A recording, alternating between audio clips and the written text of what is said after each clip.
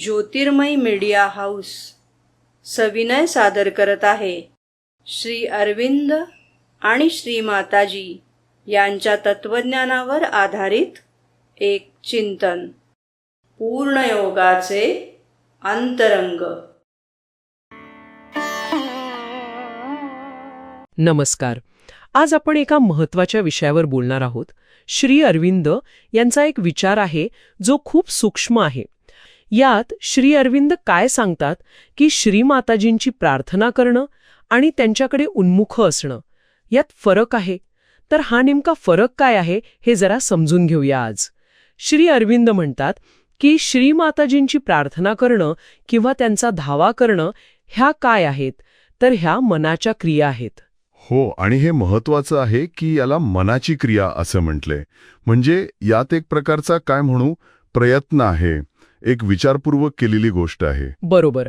आपण काहीतरी मागतो किंवा आवाहन करतो. हो. मग ते म्हणतात की श्री माताजींप्रती उन्मुखता ही चेतनेची स्थिती आहे, क्रिया नाही तर स्थिती. अगदी स्थिती. आणि ही स्थिती कशी आहे, तर ही चेतनेला इतर सगळ्या गोष्टींपासून बाजूला करते. तिचं लक्ष फक्त श्री माताजींकडे असतं. म्हणजे बाकीचे विचार, इच्छा हे सगळं बाजूला सारून. आणि अशी चेतना काय करते, ती फक्त ईश्वराकडून जे येईल त्याचीच अपेक्षा करते आणि ते स्वीकारायला तयार असते. हे खूप महत्वाचं आहे.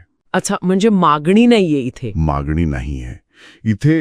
क्रिया आणि स्थिती यातला फरक महत्वाचा आहे. उन्मुक्ता ही फक्त एक मानसिक कृती नाहीये, ती अस्तित्वाची एक अवस्था आहे, जिथे ग्रहणशीलता म्हणजे स्वीकारण्याची वृत्ती ती महत्वाची ठरते. म्हणजे असं म्हणता येईल का की प्रार्थना म्हणजे आपण देवाला काहीतरी सांगण्याचा प्रयत्न करतोय आणि उन्मुक्ता म्हणजे आपण देव काय म्हणतोय ते ऐकण्यासाठी शांतपणे थांबलो आहोत. अगदी अगदी. खूप छान उदाहरण आहे.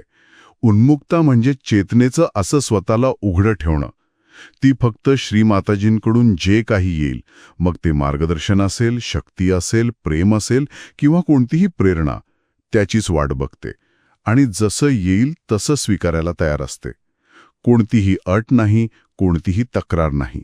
म्हणजे प्रार्थना आपण विशिष्ट वेळी विशिष्ट हेतूने करतो कदाचित, पण उन्मुक्ता ही एक सततची वृत्ती असू शकते, एक खोलवरची अवस्था. बरोबर. अगदी. ही फक्त मानसिक पातळीवरची गोष्ट नाहीये. श्री अरविंद म्हणतात की ही चेतनेच्या खूप खोलवर रुजलेली स्थिती आहे. आणि त्यामुळे काय होतं की अशी चेतना दिव्य शक्ती ग्रहण करायला जास्त सक्षम होते. अच्छा. जिथे प्रार्थनेची क्रिया कदाचित आपल्या मर्यादित इच्छेपर्यंतच राहील, तिथे उन्मुक्तेची स्थिती आपल्याला नकळतपणे जास्त नैसर्गिकरित्या त्या दिव्य शक्तीशी जोडते. ती जागा तयार करते आतमध्ये. म्हणजे थोडक्यात सांगायचं तर प्रार्थना ही एक विशिष्ट मानसिक कृती झाली, तर उन्मुक्ता ही त्याही पलीकडची जास्त व्यापक, सततची आणि मुख्य म्हणजे ग्रहणशील अशी आंतरिक अवस्था आहे. अगदी बरोबर. ती फक्त स्वतःला खुलं ठेवते दिव्य संपर्कासाठी. ही स्थिती खरं तर आपल्या अस्तित्वालाच एका वेगळ्या पातळीवर नेते. आपण फक्त मागणारे राहत नाही, तर स्वीकारणारे बनतो. खरंय.